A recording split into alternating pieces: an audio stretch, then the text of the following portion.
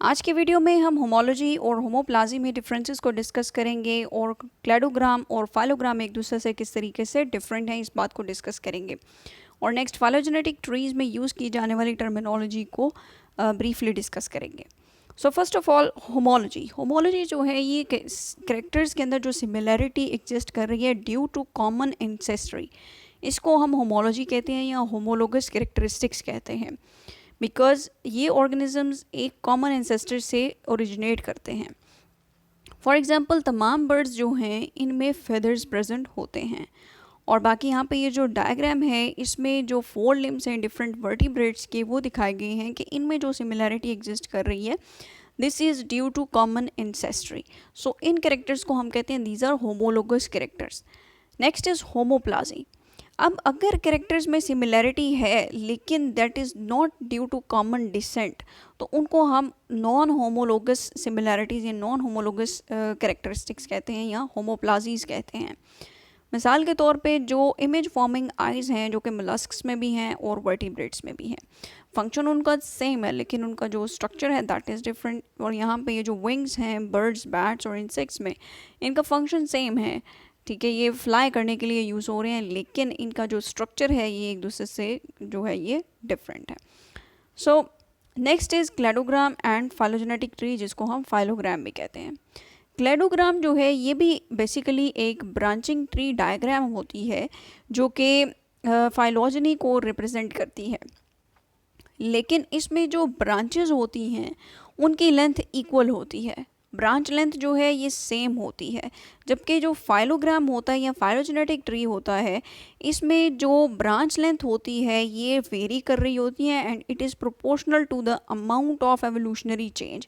ठीक है, amount of genetic divergence या जो भी चेंजेस आ रहे हैं किसी भी स्पीशीज़ के अंदर with the passage of time, जो ब्रांच लेंथ होती है ये उस चीज़ को रिप्रेजेंट कर रही होती है। जितनी ज़्यादा ब्रांच लेंथ है इट मीन्स कि ये अपने जो एंसेस्टर है उससे उतना ज़्यादा जो है ये क्या है इसके अंदर डिफरेंसेस एग्जिस्ट कर रहे हैं, एवोल्यूशनरी चेंज आया है इसमें।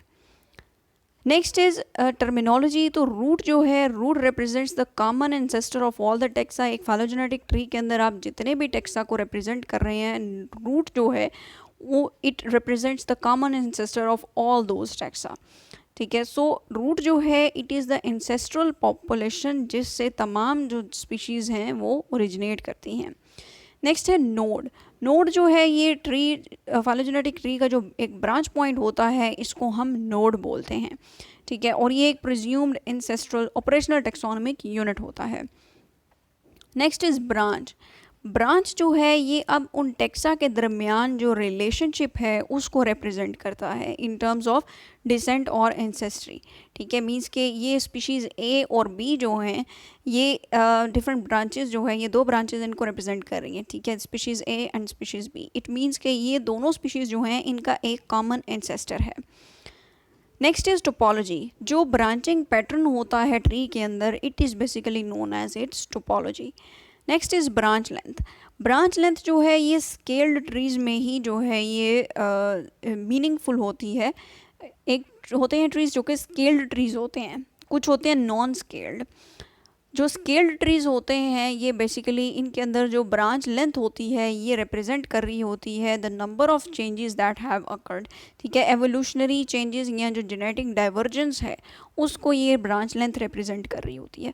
सो ब्रांच लेंथ जो है ये स्केल्ड ट्रीज़ में ही जो है इसको हम यूज़ करते हैं। Next is clade.